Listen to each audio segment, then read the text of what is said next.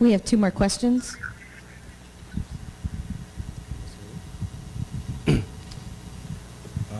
Juan, my name is Benjamin Flores. I'm a professor of electrical and computer engineering at the University of Texas El Paso.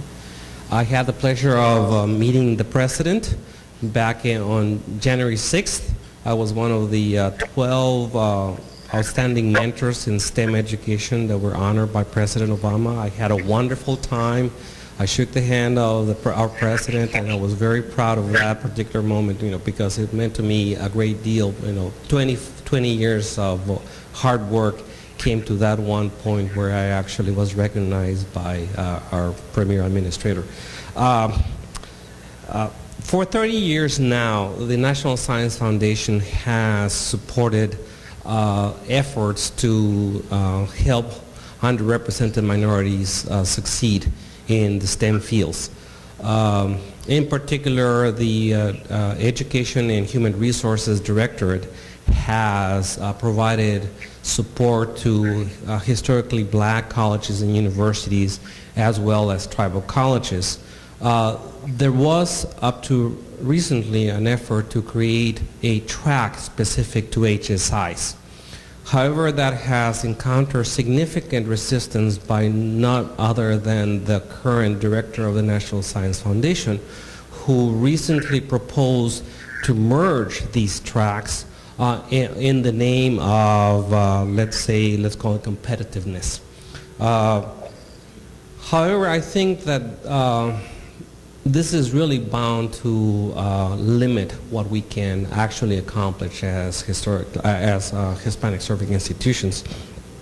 Do you think that the president would be supportive of an HSI initiative or track at the National Science Foundation where there's actually substantial support provided for this initiative like we have seen for HBCUs? The problem is that we are seeing that the effort is trying to merge things and there is not a significant increase in the budget. And that's always difficult, of course, because we have to deal with Congress and make sure that that goes well there. Nonetheless, a clear message from the White House that as we're looking at changing demographics of the 21st century, where by the year 2050, Hispanics will become the majority, and where we need to make sure that our Hispanic youth is well educated and prepare and be part of an economy of innovation. Do you think that the president would lend his ears to the idea of having an HSI track at NSF? Thank you. Okay.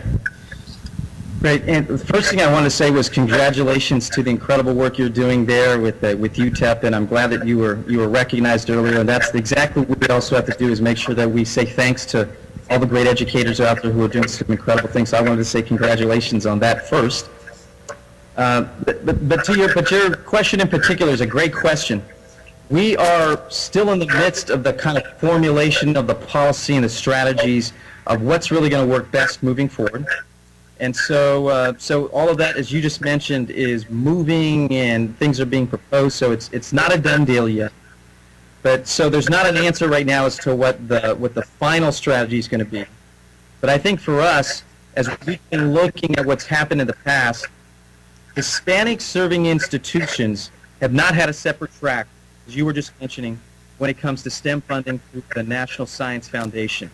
One of the first things we looked at from our office was for those pools of resources where Hispanic serving institutions have been have been able to compete, our first question was, how have they done? How have they done in relationship to our population as a country? Are they doing well or not? I think one of the things we found out, which was a good thing to hear, was that over the past few years, Hispanic serving institutions are continuing to do even better within the wider competitions. And even higher than the percentage of who we are as a population, as we are at 16% as a population, and I mentioned 12% at college, but we're talking at about a 20% level in terms of the success rate in terms of receiving grants from these broader pools. And so we've actually, HSIs have been doing well, so that's a good thing. The question here is, what is it going to take for us to get to the next level? And so one question here is, hope that's not me, one question we have to put on the table is the strategy of having targeted dollars for different groups, historically black colleges and universities, tribal colleges and universities as being the two that exist now, is adding a third targeted group that's solely around Hispanic serving institutions. Is that approach the best approach? Is a second option the combining of the different groups but increasing the dollars? And if we're going to be honest about it, from the Hispanic serving institution perspective, where is the potential for more dollars and more success?